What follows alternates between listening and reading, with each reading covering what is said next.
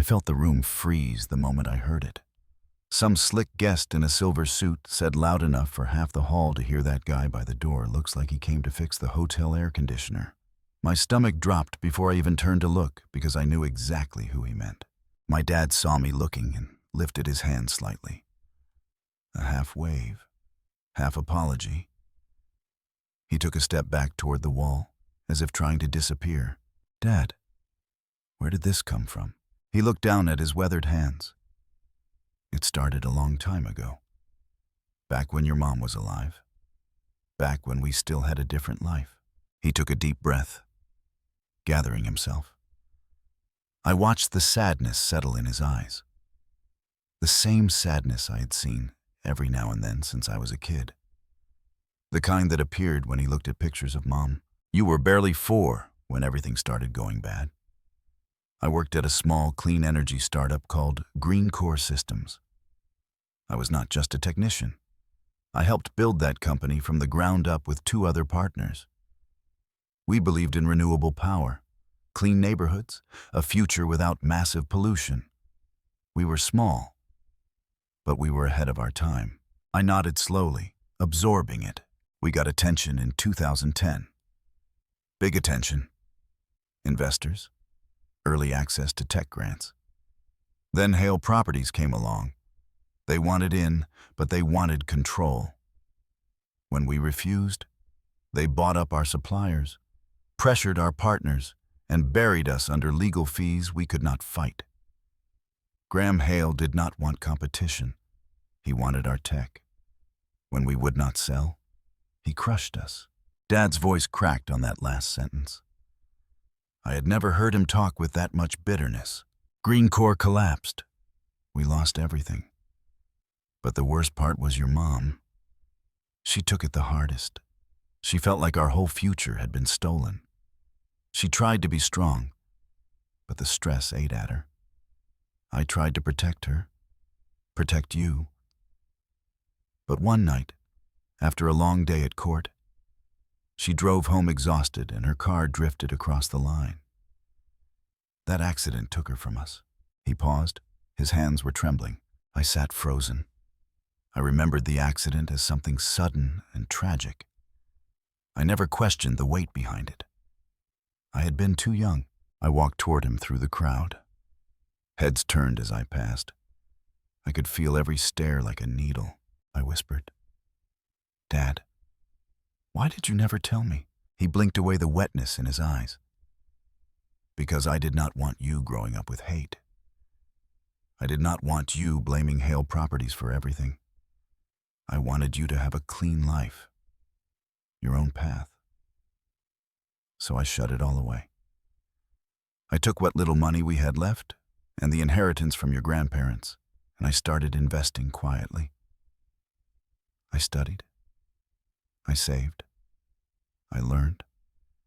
I bought shares when they were dirt cheap. I held on while everyone else panicked. All of this grew slowly, year after year. I never told you because I wanted you to know hard work before money." I leaned back in the chair. My mind was crawling with disbelief, anger, shock. I looked at the stack of documents again. It hit me all at once. My father, who wore the same work boots for 10 years, who fixed broken appliances instead of buying new ones, who patched his own shirts. That man had quietly built a fortune bigger than anyone in that ballroom could imagine. My breath felt tight. "So they destroyed your company, and Mom died because of the fallout. And you just kept quiet all these years?" Dad nodded slowly. "I needed you to grow straight, not crooked from revenge. I hoped the past would stay buried." I shook my head. The humiliation from earlier burned through me with a new kind of fury. Those people laughed at him, mocked him. The same family that crushed everything my parents had built. Dad reached across the table and put his hand on mine. "Logan, I know what you're thinking. You cannot let hate pull you under, but it was too late for that.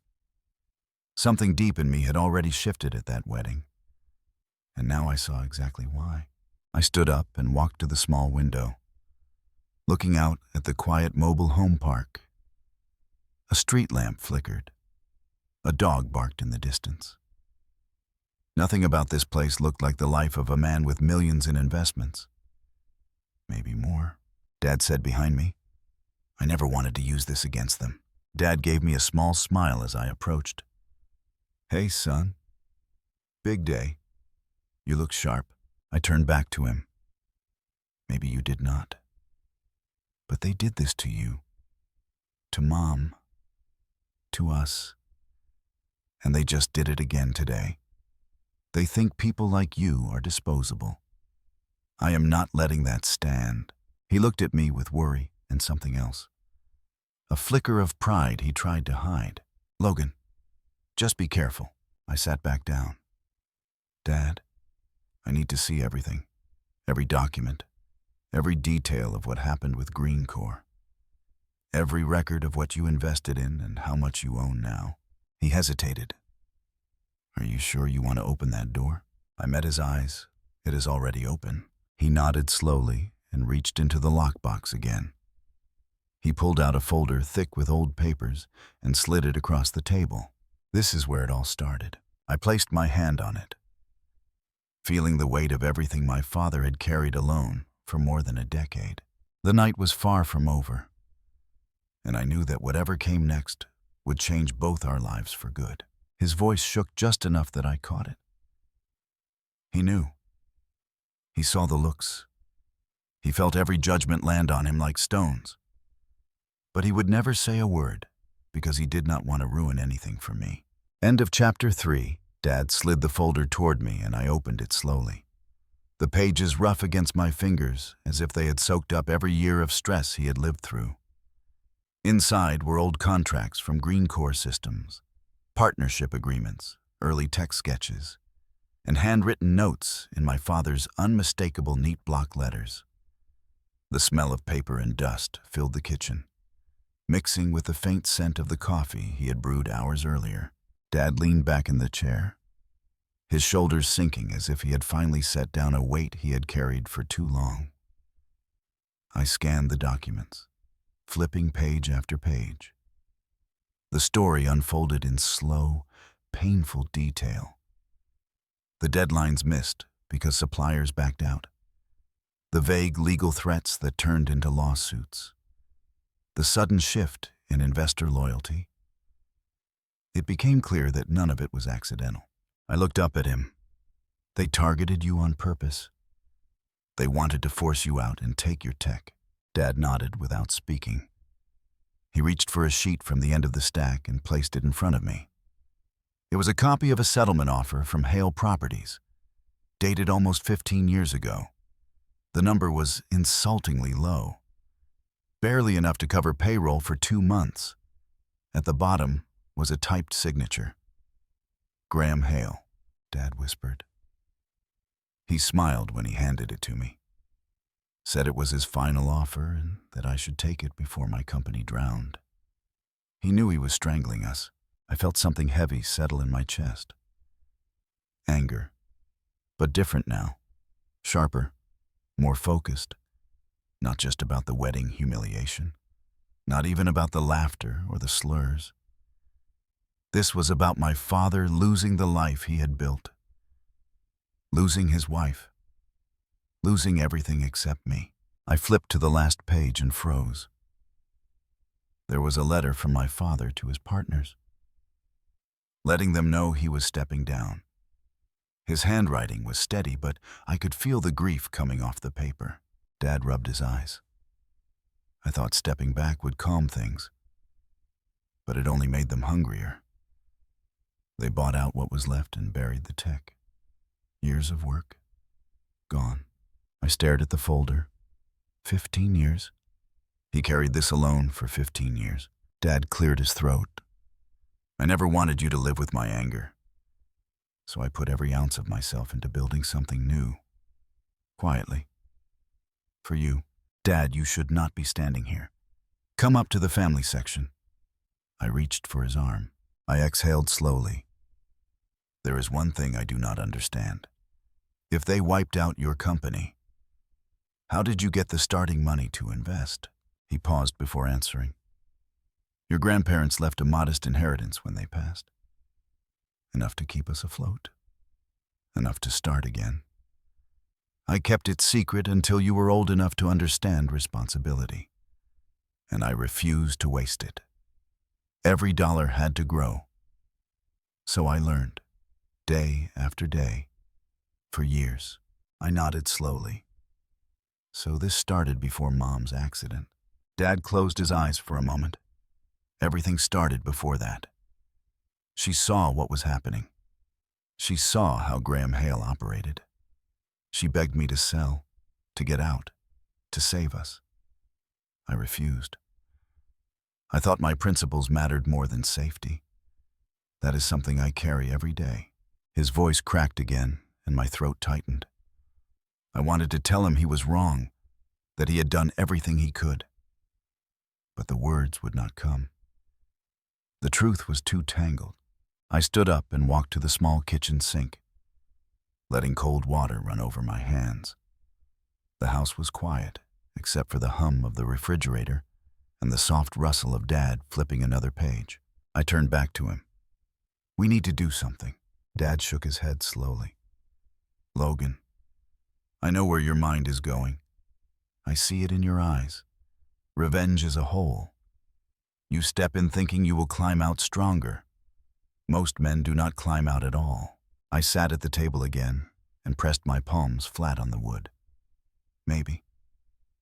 But I am not doing this to feel better. I am doing it because someone has to hold them accountable. And they are not going to feel guilty or apologize. They never have. They only understand consequences. He looked at me with a mix of fear and respect. He had always tried to be the moral compass in our home, even when life gave him every excuse not to be. Before he could answer, a sharp voice cut through the music behind me. Logan, stop right there. I leaned forward. Dad, you built something real. You clawed your way back from nothing. If we have resources now, we can use them. Not to hurt innocent people, not to destroy everything, but to take back what was stolen. To stand up for Mom, for you, for every damn thing they did. He stayed quiet for a long moment. Then he nodded slowly, almost reluctantly. Before you do anything, you need to know exactly what we have. The money, the investments, the holdings, all of it. He pushed the lockbox closer to me. Open it. I lifted the lid again and pulled out the remaining folders. There were printouts from brokerage accounts dating back almost a decade. Early investments into electric vehicle startups. Shares in a semiconductor manufacturer that had exploded in value during the tech boom of the last few years. A list of real estate holdings, mostly modest rental properties across the state, each bought during market dips. Then I found the last sheet and froze. A summary of my father's total net worth. I stared at the number. My stomach flipped. Dad, he looked at me quietly, waiting. This can't be right. It is. I leaned back in the chair. It felt like the air was sucked out of the room. He was not just comfortable or even wealthy. He was in the upper tier of American private investors, hidden behind a thrift store jacket and a prepaid cell phone. It was Madison. She walked up fast, heels clicking like a warning. She leaned in close. If you bring him up there, my mother will explode. Please, Logan, do not make this worse. Just let him stay here until we start the ceremony. Dad rested his hands on his knees. I planned to tell you on your birthday this year. But after tonight, after what they did to you and to me, it felt wrong to keep this hidden. Money does not fix everything, but knowledge can protect you. I nodded slowly. I felt the weight of it, the responsibility, the opportunity, and the anger that had been simmering since the ballroom shifted into something much more focused. Dad studied my face. Logan, before we talk about anything else, before you make any decision, You need to know what this means. You will not just be fighting a wealthy family. You will be stepping into a world with rules of its own. If you take a step, it has to be a careful one. I closed the lockbox gently and slid it toward me. Dad watched the movement like it was symbolic. I said quietly, I know, and I am ready for it. He nodded and stood, moving slowly, almost like he was older tonight than he had been yesterday. He walked to the small counter and began rinsing 2 mugs as if that would steady him. I stared at the folder again, thinking of Green Corps, of Mom, of the humiliation in the ballroom, of the look on Madison's face when she did nothing to defend us. Every piece connected like an unfinished equation. Dad dried his hands on a towel and turned toward me. We have time. We do not need to rush. I exhaled, long and slow. Maybe, but they are not going to stop. The Hales feel untouchable, and men like Graham do not quit unless you make them. Dad hesitated. There is something else. Something I have not told you yet. I stared at her. For a moment I thought she was joking, but the look in her eyes was cold fear mixed with embarrassment. Nothing about this was about my father as a person. It was all about optics. I looked up sharply, and he looked away toward the small window. His jaw tightened in a way I had only seen a handful of times in my life. I waited. He took a slow breath. Graham did not just target my company. He targeted me, and I am not sure he is finished. The words hung in the air, heavy and cold. I straightened in the chair. What do you mean he is not finished? Dad looked at me, eyes dark with something deeper than anger. Because last week, Logan, I got a letter. He paused and swallowed. From Hale Properties. Everything inside me went still. Dad heard her. Of course he did. He stepped back again and said quietly, She is right, son. I am fine here. Do not worry about me. End of chapter 4. Dad walked to the small drawer by the fridge, pulled it open, and took out an envelope that had been folded and unfolded so many times, the edges were beginning to peel. He set it on the kitchen table in front of me without a word. I stared at it for a second before sliding it closer. My name was not on it, only his. And the return address was printed in sharp black letters. Hale Properties, Century City, Los Angeles. I felt heat crawl up my neck. What do they want now?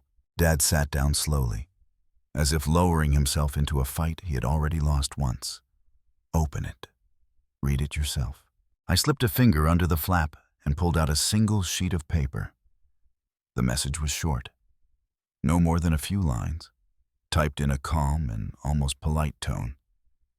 But every sentence carried a threat hidden between the words. Mr. Price, recent inquiries into your past partnership with Green Corps Systems have resurfaced. As we finalize a land development project involving old Green Corps assets, we require your cooperation to avoid complications. We advise against pursuing any independent claims or inquiries of your own. It would be unfortunate if outdated paperwork or unresolved liabilities became a matter of legal interest. Regards, Hale Properties Legal Division. I read it twice, slowly, my pulse climbing with every word. When I finished, my hands were tight around the page. I could feel the crunch of the paper under my fingers. They are trying to scare you. Dad nodded once. They did the same thing years ago when they wanted me out. This time the language is more careful, cleaner, professional, but the message is the same. Why did they send it now? The way he said it. Soft, accepting. It crushed something inside me. Dad exhaled. Madison told them about the accident with Derek a few months ago. They know you are tied to me through the wedding. Maybe they think we are stirring something up. Maybe they noticed an uptick in searches around the old bankruptcy records. These companies monitor everything. I stared at the letter again. This was not a coincidence. This was not a courtesy. It was a warning. Not loud, not obvious, but sharp as a knife slipped under a shirt. I stood and paced across the kitchen, the wooden floor creaking under my steps. So the day after they humiliate us publicly, they decide to remind you they can still pull strings. Perfect timing. Dad watched me quietly. I know how this looks, but you need to think before acting. They expect you to get angry, to lash out. That is how they win. His calmness only fueled the fire burning in my chest. Because he was right. But I could not swallow it. Not anymore. They take everything from you. They take your dignity. They wreck your company. They use their money to crush you. And even now, after all these years, they still want to make sure you stay down. He shook his head gently. Logan, listen to me. You cannot fight a man like Graham with rage. He lives on it. You fight him with precision, strategy, discipline. I pressed my palms into the counter, steadying myself. I know that. And I am not looking to start a war tonight. But I am not walking away either. He gave me a long stare, one filled with both pride and fear. I had seen that look from him only twice in my life. Once after my mother's funeral, and once when he dropped me off at the Navy recruiter's office at 19. It was the look of a father who knew he could not protect his son anymore. Dad rubbed his forehead and spoke quietly. There is something else in the letter. Something implied. You saw it too. I nodded. They think you are vulnerable, alone. They think you will bend. And they think I am the same broke kid they dismissed years ago. I stood in the middle of the Beverly Wilshire ballroom with 200 people in tuxes and gowns swirling around me. And for a second I forgot how to breathe. The chandeliers above me were throwing gold light everywhere. Music was playing. Laughter bounced off the walls like it belonged to a world I had never lived in. This was supposed to be my wedding day. But every second inside that place made me feel like an imposter in a rented life. A group of guests nearby turned to watch us. One man said loud enough for everyone around to hear. The groom works at a port right, and that must be his dad. I guess he brought a little piece of Bakersfield to Beverly Hills. I folded the letter carefully and placed it back in the envelope. Not anymore. Dad tapped the table twice, a nervous habit from years of working with tools. I wish I could tell you to forget it, but you deserve the truth. They were responsible for your mother's last year of stress. If they had not put that weight on our backs, maybe she would have lived longer. Maybe she would not have been so exhausted that night driving home. But I cannot rewrite the past. All I can do is warn you not to let it consume you. His voice cracked and I felt my chest tighten. Mom's accident had always been a wound we did not touch. Hearing him connect it to the Hales was like someone driving a spike through something buried deep inside me. I sat down again slowly. Tell me everything. No filters, no softening it. If I am walking into anything, I need the full picture. He nodded and leaned back.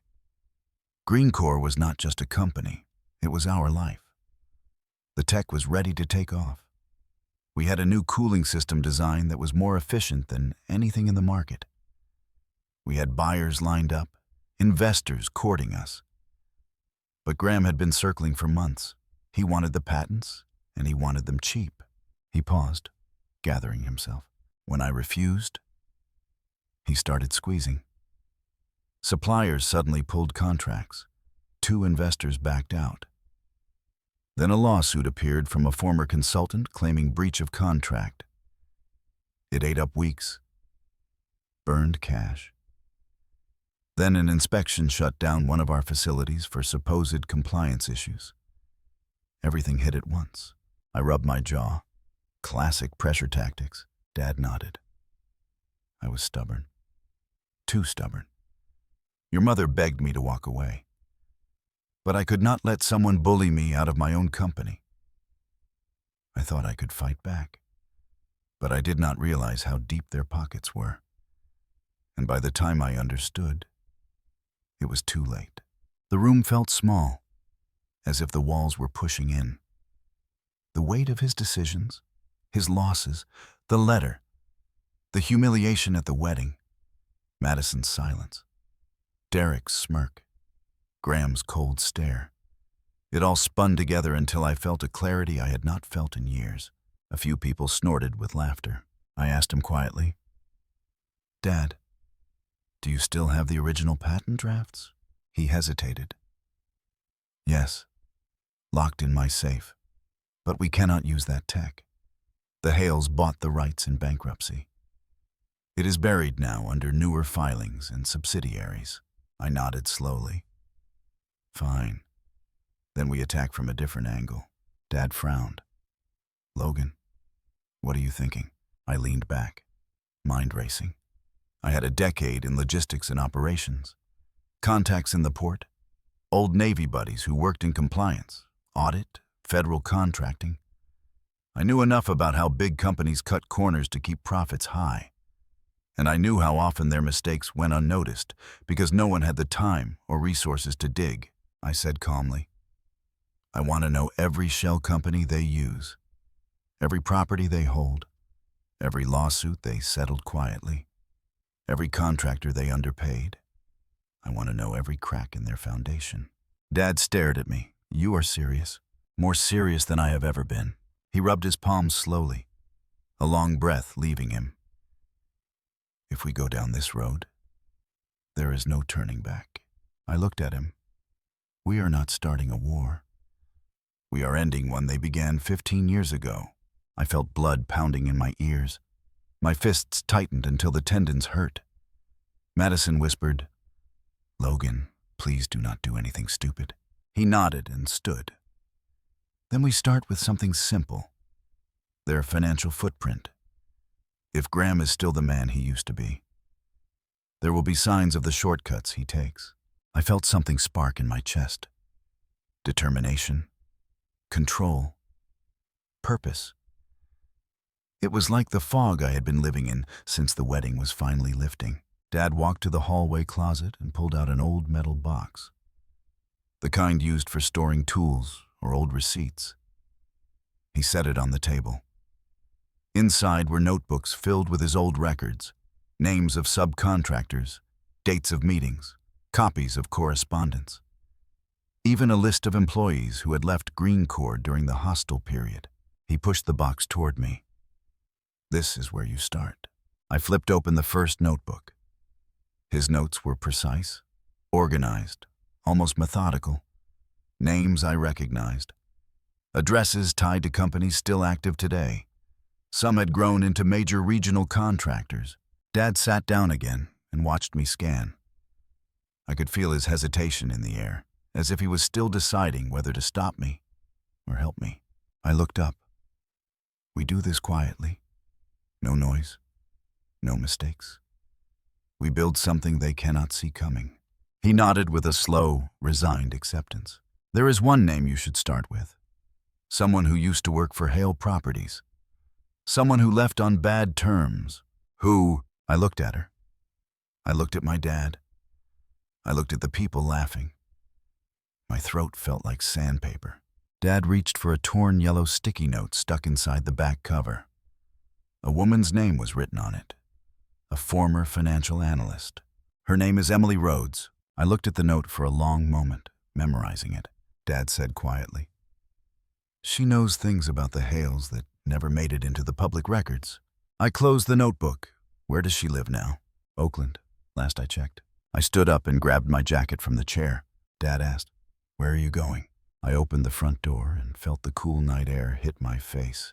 "To find her." Dad touched my shoulder gently. "It is all right, son." End of chapter 5. I drove through the quiet streets with the windows cracked just enough to let in the cold air. It helped me think.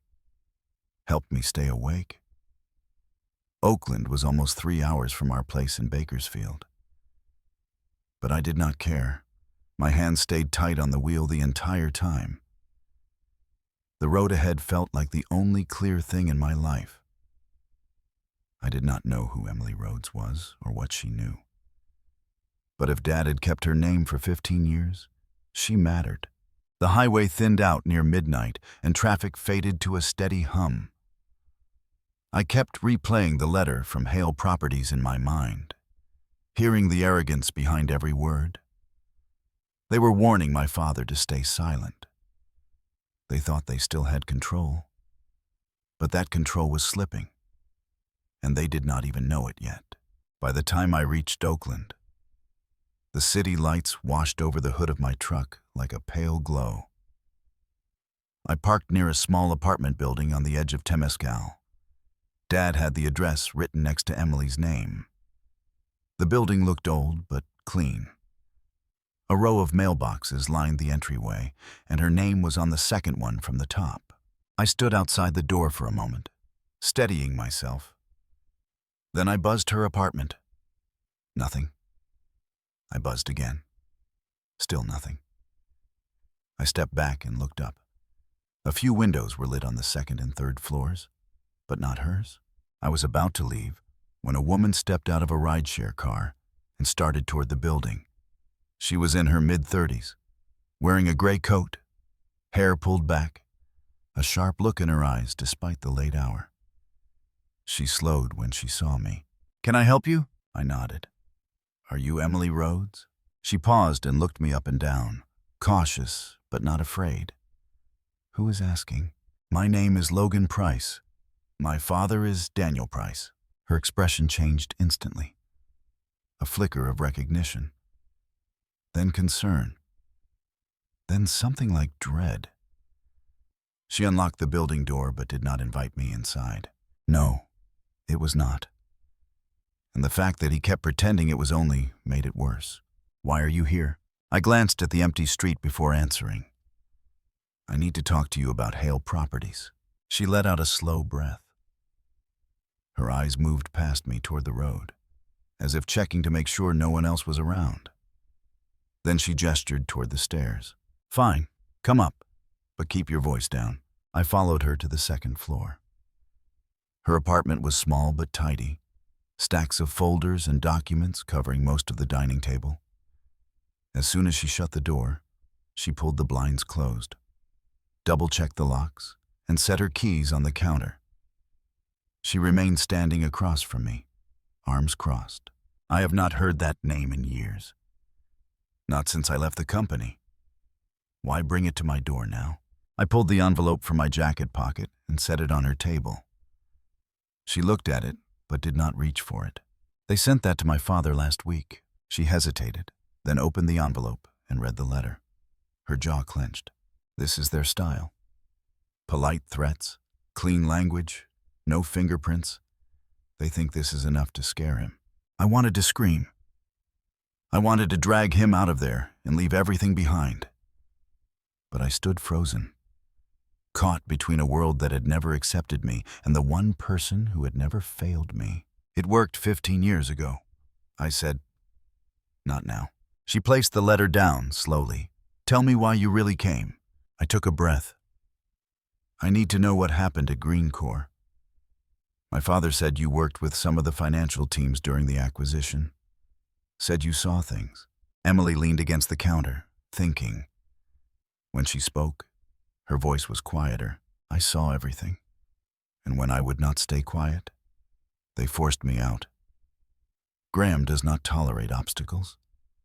People who talk disappear from the industry. People who stay get paid well to keep their mouths shut." I moved closer. "I need specifics.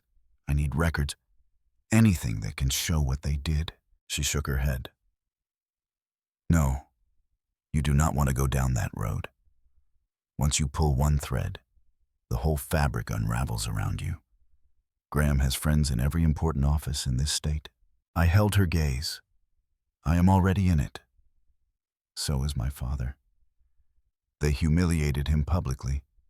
They tried to ruin him decades ago. They buried his tech. And now they are threatening him again.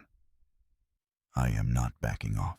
Something in my tone must have reached her, because she let out a long exhale and walked to her dining table. She moved 2 stacks of papers aside and pulled out a thick binder. It was worn, the edges frayed. She placed it in front of me. These are copies of internal audit notes from the period when your father's company was being choked. I kept them when I left. I should have destroyed them, but something told me not to. Inside are transaction logs, sudden expenses, invoices that make no sense. Payments routed through shell contractors. The wedding planner called for the families to gather for photos. People started moving. Music shifted. Conversation picked back up like nothing had happened. I opened the binder and flipped a few pages. The numbers were overwhelming but unmistakable. Some of the contractors listed had been on Dad's old notebook pages. Emily continued. There were 2 men. Consultants hired right before everything fell apart. They were the ones coordinating with Hale Properties. They set up the legal traps and pulled the suppliers away from Green Corps. I tried to flag it, but nobody cared. My pulse picked up. Do you have names? She nodded.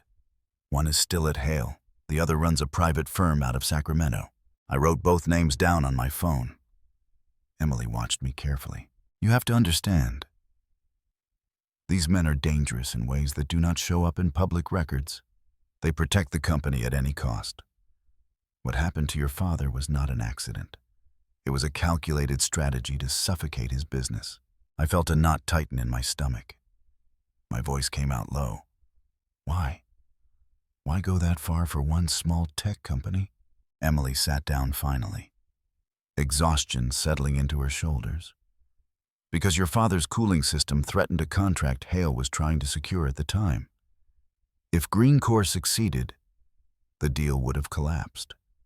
They needed him out of the way. Permanently. The room felt colder. I realized Dad had been fighting giants without knowing the size of their empire. I closed the binder and looked at her. Can you help me get more emails, files, anything that did not make it into their bankruptcy filings? But I could not move. All I saw was my father standing alone under a chandelier that cost more than his truck. All I heard was the echo of that voice, calling him an air conditioner repair guy. All I felt was a heat rising in my chest, like something inside finally cracking. She shook her head. I cannot access the company anymore. But I know someone who can. A man who used to work in their internal IT division. He left on bad terms after discovering some data deletions tied to the acquisition. My pulse quickened. Where is he? She scribbled a phone number on a notepad and tore the page off. Here. His name is Carlos. Call him and tell him I sent you. But be careful. He will not talk unless he trusts you. And he will not trust you unless you understand what you are stepping into. I slipped the note into my pocket. Thank you. This helps more than you know. She folded her arms again. I am helping because I owe your father. He was the only one in that mess who treated people with decency. But Logan, listen to me. You are going to dig up things that people with power do not want uncovered. You should prepare yourself. I nodded. I already am. As I walked to the door, she stopped me. They will come for you if they sense movement. Move carefully. Do not confront them. Not yet. Outside, the cold Oakland air hit me like a slap. I inhaled deeply and looked at the scrap of paper with the phone number. The city lights flickered across the street. Everything felt sharper, heavier, but somehow clearer. I slipped into my truck, closed the door, and sat in silence for a long moment. Emily had just handed me the first real piece of the puzzle. And if Carlos had access to old servers or logs, he might have the rest. That was the moment I knew the day was already ruined. I just did not know yet how far everything would go. I started the engine. The night felt like it had shifted. I was no longer just reacting. I was moving with purpose, with direction. Dad's warning echoed in my mind. Once you take this step, there is no turning back. I looked at the road ahead and whispered to myself, "Good." End of chapter 6. I pulled out of the neighborhood and merged back onto the empty road, letting the hum of the engine settle into a steady rhythm. The scrap of paper with Carlos's number was sitting on the passenger seat, catching light from the passing street lamps. I kept glancing at it like it might disappear if I looked away too long. I knew I should call him right then, but something told me it was better to wait until morning. A man like him would be suspicious enough without getting a call from an unknown number at 2 in the morning. By the time I reached the freeway, the sky was turning a darker shade of blue, the kind that comes right before dawn. My eyes felt heavy, my body stiff from the long drive, but my mind was still sharp, too wired to relax. I thought about Dad sitting alone at the kitchen table, his hands wrapped around a cup of coffee, pretending not to worry. I thought about the look in Emily's eyes when she warned me. And most of all, I thought about the Hales, somewhere in their oceanfront mansion, sleeping comfortably while the damage they caused lingered like a scar on my father's life. I tightened my grip on the wheel. That comfort would not last. When I finally pulled into our driveway, the sky was a faint gray.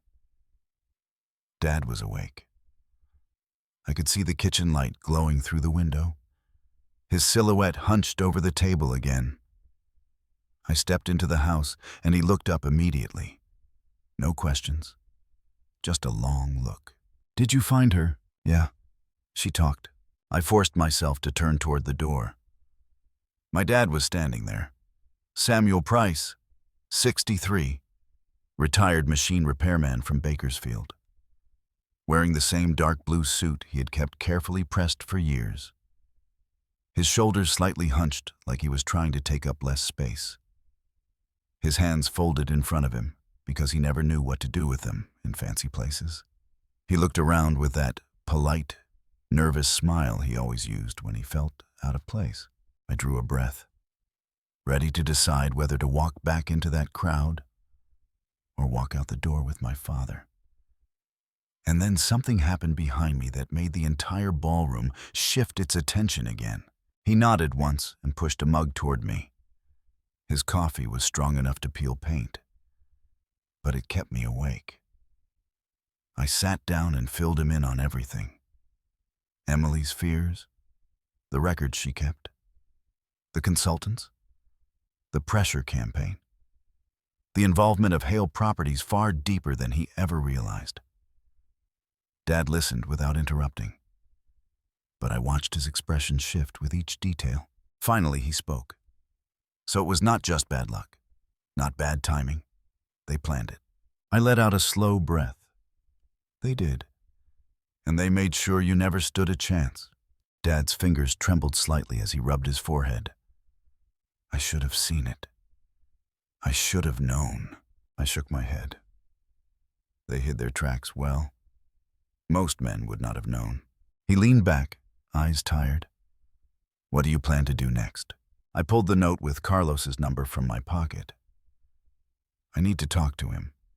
If he still has access to the old server logs or backups, there might be proof of what they did. Real proof. Dad looked uneasy. Logan, I know what it feels like to want justice. But do not let this turn into revenge for its own sake. If you push too hard, they will come after you the way they came after me. I met his eyes, then they better be ready. He sighed, not in disapproval but in fear for me. He had fought alone once. Now he was afraid I would bear the cost he had carried for so long. End of chapter 1. A burst of loud laughter erupted near the stage, and every head turned that way as if someone had announced free champagne. I felt the shift behind me like a gust of wind.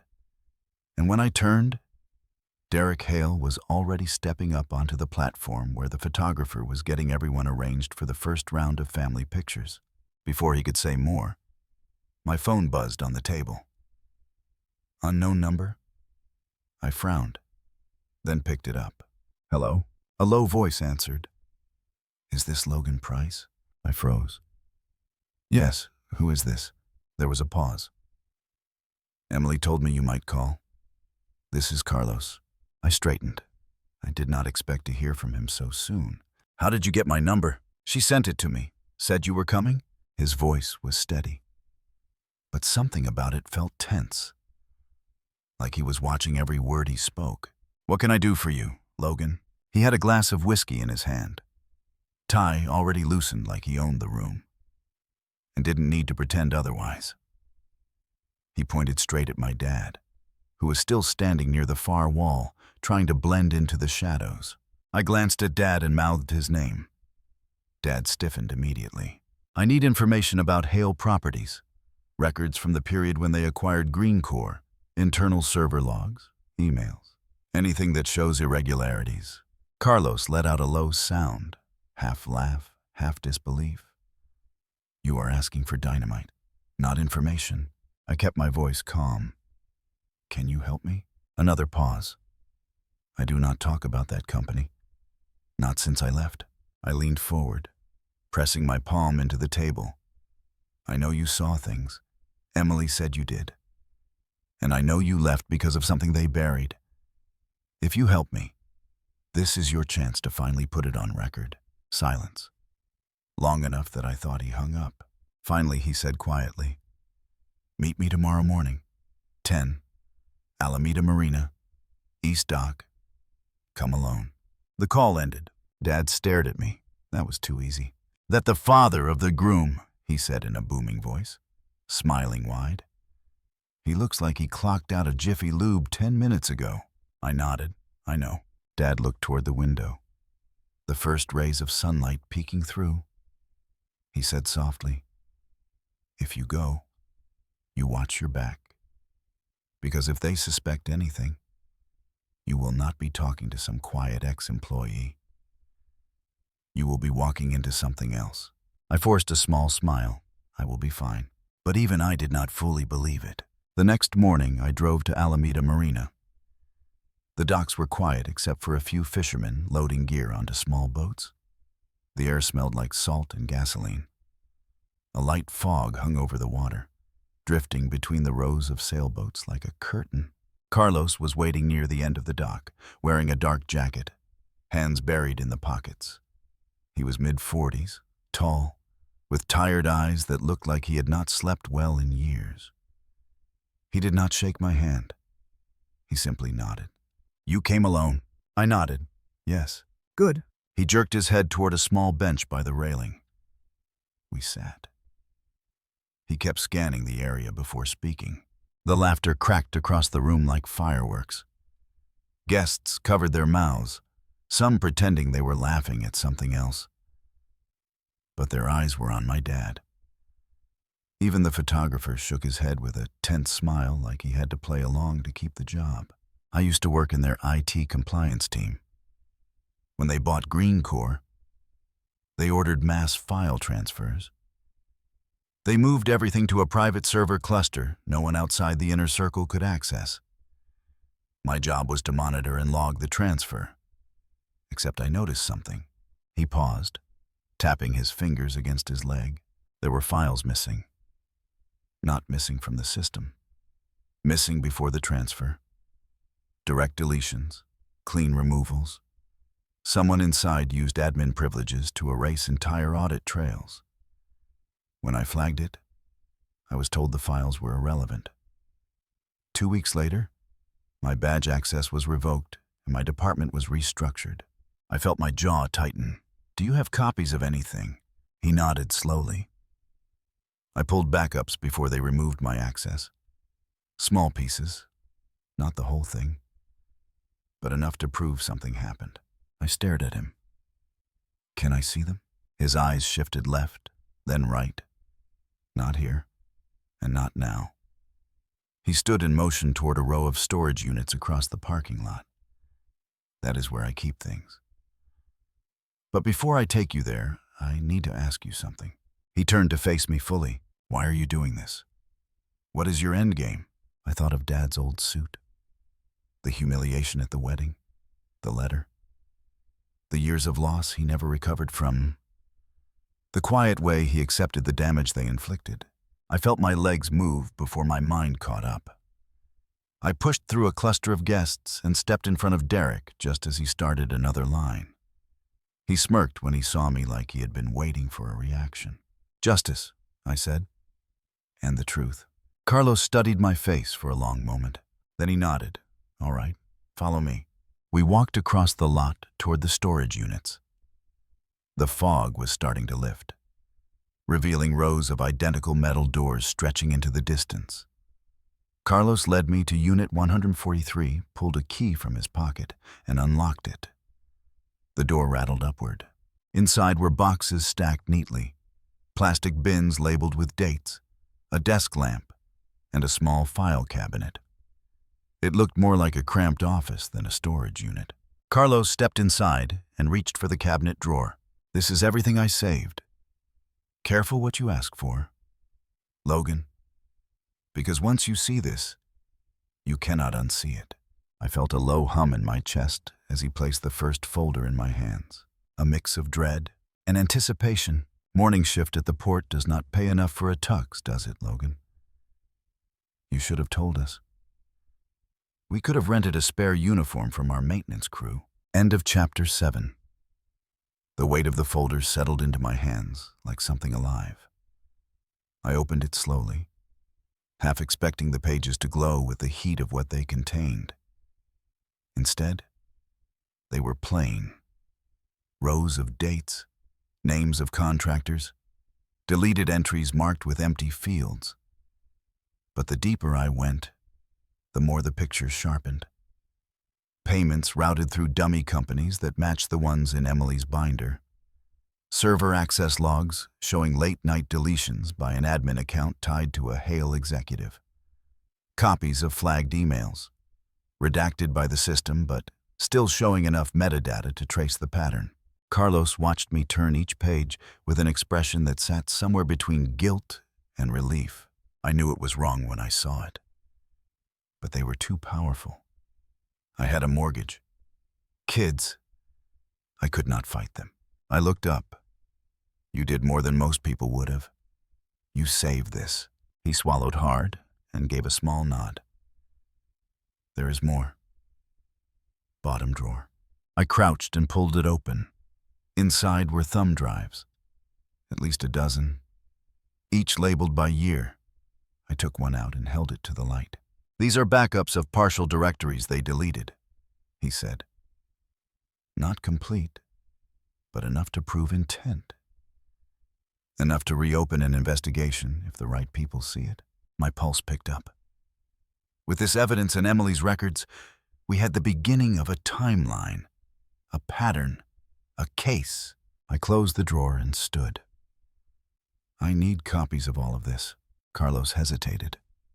"If I give you these, I am tied to it. If they dig into it, they will know it came from me." My jaw clenched so tight it hurt. I was close enough to see the whiskey on his breath. He was enjoying this. Every word, every laugh behind him. "They will not get that far," I said. "And you know why? You kept your files off-site. You never used company servers. They cannot trace this unless someone talks. And we are not talking." He studied me again, like he was deciding whether I could carry the burden I was asking him to share. Finally, he exhaled and nodded. "I will make copies. Give me an hour." I waited outside while he worked inside the storage unit. The fog had cleared, and the sun was warming the pavement. I stood with my hands in my pockets, thinking about what came next. A case like this could tear a company in half. If Hale Properties fell the way Emily described, it would send shockwaves through every office tied to it. I knew we could not release everything at once. We needed a strategy, layers, timing. Carlos stepped out with a small stack of drives inside a sealed freezer bag. His hand trembled slightly as he handed it to me. "This is enough to make them sweat." I took the bag carefully. They will do more than sweat. He locked the storage unit behind us and walked me back toward the parking lot. Before he left, he gripped my arm. Be careful. This is not the kind of truth powerful men let go quietly. I nodded. I know. I heard Madison's voice slicing through the noise. Derek, stop. Her tone was more annoyed than angry, like he was embarrassing her brand rather than humiliating my family. He walked away without looking back. I watched him go, feeling the weight of the bag in my pocket. It felt heavier than anything I had ever carried. I drove back to Bakersfield in silence, the bag sitting next to me like a loaded weapon.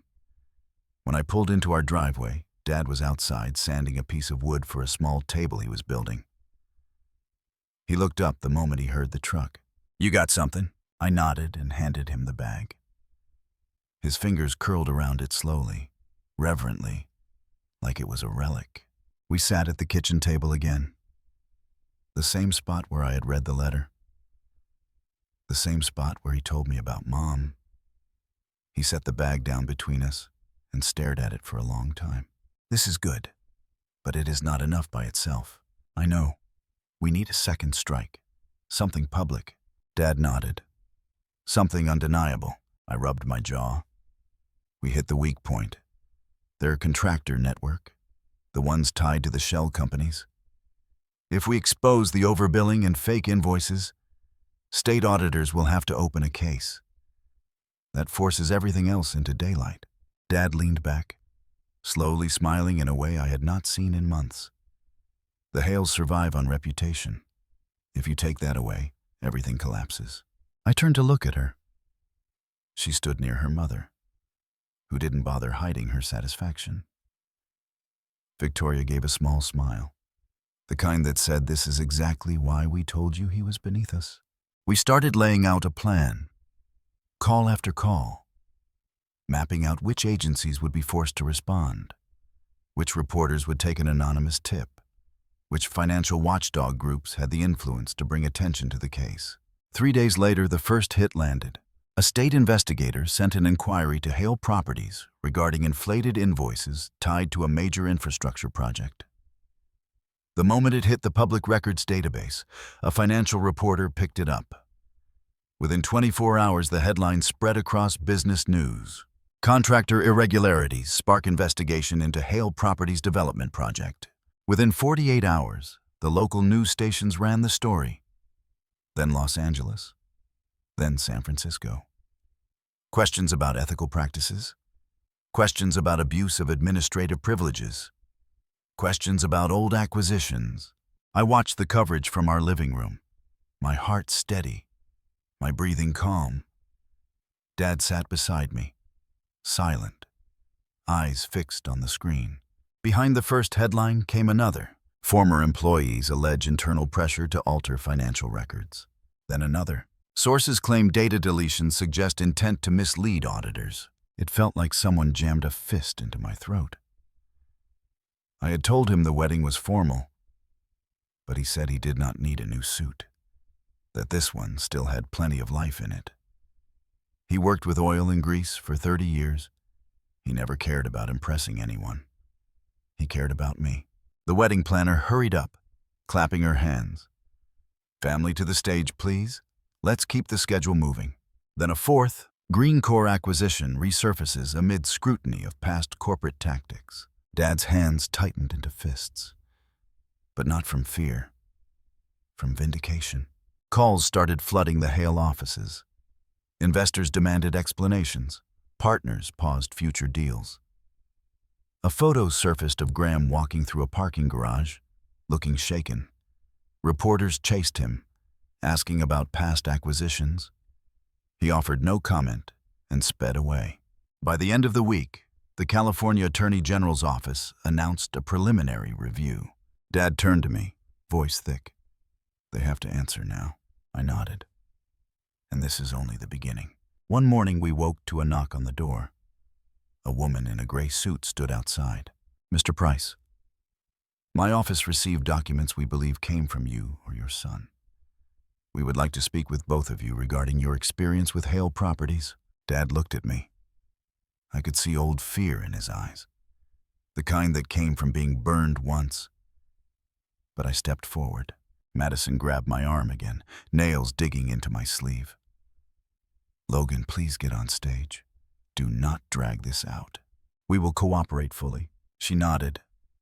"Then I should schedule a formal statement. This could lead to a larger investigation." As she left, Dad turned to me. "Logan, do you realize what you have done?" I nodded slowly. "I did what you could not do then. I finished the fight." Over the next week, a wave of pressure hit the Hales. Investors threatened to pull capital. The board called an emergency meeting. Then the announcement came. Graham Hale steps down pending investigation. Dad read the headline twice. His eyes watered, but he hid it by rubbing his face. "It is done," he whispered. "Not yet," I said, "but close." That evening, we sat outside in the backyard under the warm glow of string lights. Dad had built that space with his own hands. Simple, quiet, honest. I pulled my arm free. I didn't raise my voice.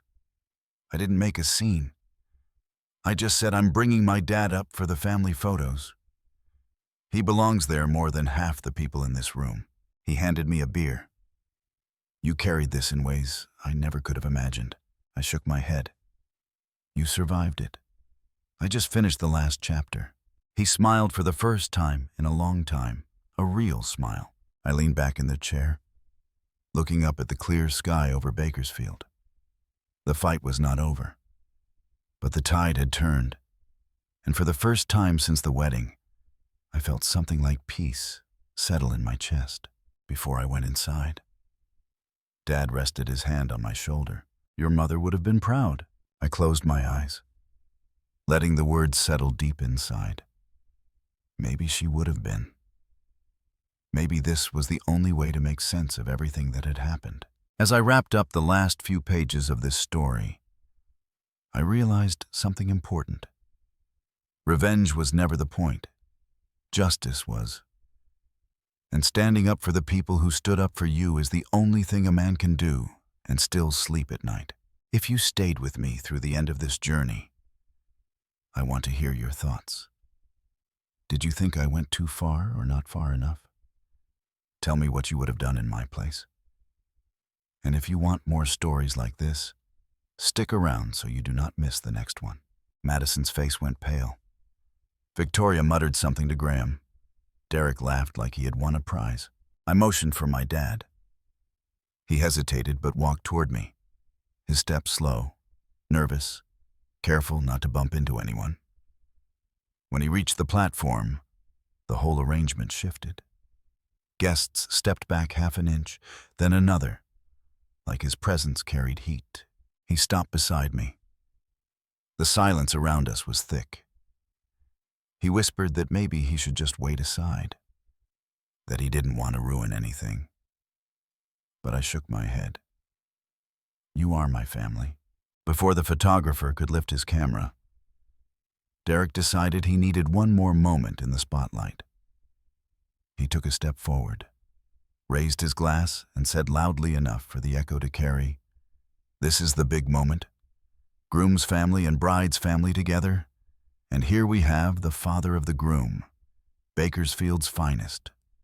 Looks like he brought his work gloves in his pocket just in case." Laughter exploded again, louder this time because people love cruelty as long as they are not the target. My dad stood there frozen, trying to smile, but I could see the tremble in his hands. Madison let out a short laugh. Reflex, habit, conditioning, whatever it was. It broke something inside me. The person I loved, the person I thought I knew, stood there laughing at my father while pretending it was nothing. I felt heat behind my eyes, not tears, anger, the kind that makes everything glow red at the edges. People were staring, not curious, not confused, but amused. A couple of guys near the bar nudged each other. A woman in a gold dress shook her head like the sight offended her. Another whispered something to her friend, and both covered their mouths to hide a laugh. The photographer raised his camera again. "All right, everyone." Smiles. My dad's lips quivered. I saw shame settle on his shoulders like a weight. Something inside me snapped so cleanly it felt like a bone breaking. I reached for the bouquet resting on the edge of the stage. It was heavy, wired with greenery and white roses. I did not think. I didn't plan. I just lifted it and threw it down on the floor. The thud echoed across the hall as petals scattered. The room fell dead silent. I heard my own voice cut through the air. "I am calling off this wedding." Madison stared at me like she did not understand the words. Then her face twisted with fury. She stepped forward and slapped me so hard my ears rang. The sound echoed through the ballroom and some people gasped. She hissed that I had lost my mind, that I had humiliated her in front of everyone she cared about. Graham stormed forward, pointing at me. "You will apologize to my daughter right now. You will fix this, or you will regret it." I stood there. No apology, no explanation. I just stared at him with everything boiling inside me. Victoria stepped beside her husband. "You shame this family and you think you can just walk away. Look at you. You think you belong in this world? You were lucky we even tolerated you." I stood there thinking this cannot be happening. Not today. Not to him. I felt my pulse climbing up my neck, hot and angry. Derek stepped off the platform toward me, his voice rising. "Get on your knees. You are going to fix this, or I will make sure you never set foot in this city again." A few of his friends moved behind him. The room started to buzz with tension, half ready to watch a fight, half ready to film one. Then I felt a hand on my arm. My dad. His grip was gentle, trembling. He whispered that he was sorry, that he should not have come, that he did not want my life falling apart because of him. It broke me all over again, but in a different way. The man who raised me, who carried everything alone for decades, was apologizing to me for being mocked by people who had never worked a hard day in their lives. I turned toward him. "Dad, you did nothing wrong." He tried to smile, but his eyes said everything. The pain, the humiliation, the love. The crowd was murmuring louder now, restless, hungry for drama. Madison stood rigid, cheeks flushed red, eyes filled with rage and embarrassment. Graham demanded again that I apologize. Derek kept barking threats. I looked around at all of them and felt something shift inside me. A line had been crossed that I could never uncross. No amount of love or money or promises could make me stay. The decision was already made. I took my father's hand. The room reacted like I had slapped them all. Conversation stopped mid-sentence. Gasps rose again. Then I felt a light touch on my arm. Madison brushed up next to me, dressed in white, glowing under the ballroom lights. She leaned in and spoke softly so only I could hear. "Logan, please. Keep your face together. My mother is already furious you invited him." Without another word, I walked down the steps of the stage, guiding my dad through the crowd. People moved aside slowly, confused, whispering, trying to understand what was happening. Madison called after me, but her voice sounded far away. Graham shouted something about consequences. Victoria cursed under her breath. Derek made one last comment, but I didn't hear it clearly. All I heard was my father's uneven breathing as he tried not to fall apart. We pushed through the doors and stepped into the quiet hallway outside the ballroom. The muffled music resumed behind us, and the heavy doors closed with a soft thud that felt like a book ending. I kept walking until we reached the loading area behind the hotel, the place where staff carried boxes and bins out of sight. It suddenly felt like the only corner of the building where I belonged. Dad leaned against the wall and rubbed his face with both hands. He whispered that he was sorry again. I stood there, breathing hard, knowing the night was not over and that this choice had set something huge in motion. I just didn't know how big it would become. End of chapter 2. I opened the car door for my dad and helped him in, my hands still shaking from the mess we had just walked out of. The sky over Beverly Hills was clear, but everything in me felt heavy and crowded, like the night itself was pressing down on my chest. I got behind the wheel of my beat-up truck and started driving north toward Bakersfield. Neither of us said a word at first. Only the sound of the engine and my dad's uneven breaths filled the cab. About an hour into the drive, he finally spoke. His voice was rough. "Logan, I never wanted this for you. Any of it." I looked at her, really looked, and saw the panic behind her eyes. Not panic over my dad being mocked, but fear that her mother would think she had lost control of the image. I kept my eyes on the dim freeway lights stretching ahead. "Dad, none of that was your fault. They treated you like trash. They treated both of us like trash." He sighed and looked out the window. "You had a future in that room.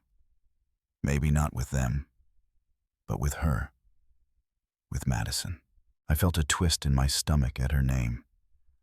Madison. The woman who once held my hand on the pier in Santa Monica. Who kissed me on cheap diner benches and swore she did not care about money or status. I did not know where that girl had gone. Back then, she would have never stood by while someone mocked my father.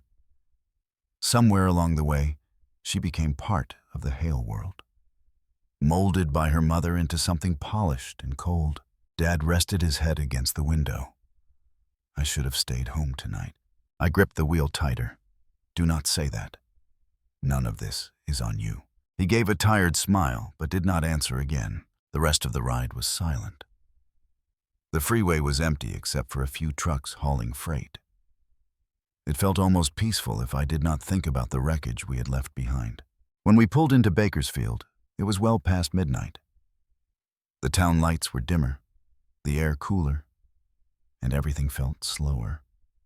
We drove into the small mobile home park where my father had lived since I moved out at 21.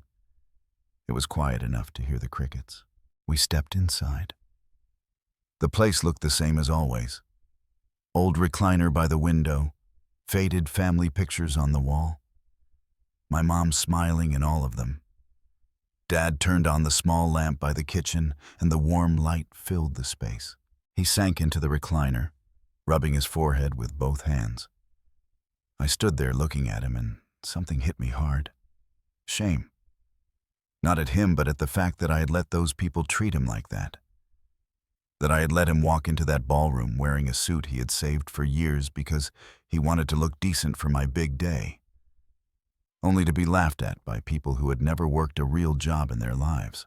Across the room, her mother, Victoria Hale, stood with a group of socialites. The kind of women who would pretend to pity the poor while sipping champagne worth more than my monthly paycheck at the Long Beach port. She made no effort to hide the smirk on her face. Her husband, Graham, stood stiff like he smelled something unpleasant. Their son Derek laughed openly. Dad noticed me watching him. "Come sit down, son." I pulled out one of the old wooden chairs from the table and sat. My hands were still twitching from the adrenaline. Dad leaned forward a little. "Logan, there is something I have to tell you." The tone of his voice made me sit up straight. This was not the usual apology or self-blame he tried to shoulder after every hardship. This sounded like the start of something he had been carrying for years. He pushed himself up from the recliner and walked slowly to the back of the home. I heard him open a door, then drawers, then something heavy shifting. When he came out, he was holding a black metal lockbox I had never seen before. He placed it on the table between us and sat.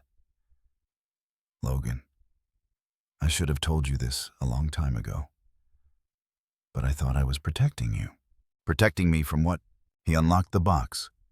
The hinges creaked. Inside were stacks of papers, envelopes, and folders thick with documents. The first page he slid toward me was a stock certificate from the early days of an electric car company. I blinked at the number of shares. It could not be real. I flipped to the next paper. Solar energy investments from more than a decade earlier.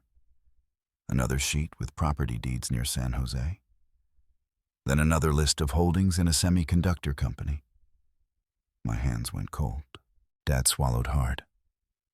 These are mine. Have been for years. I stared at him. Whatever I expected, it was not this.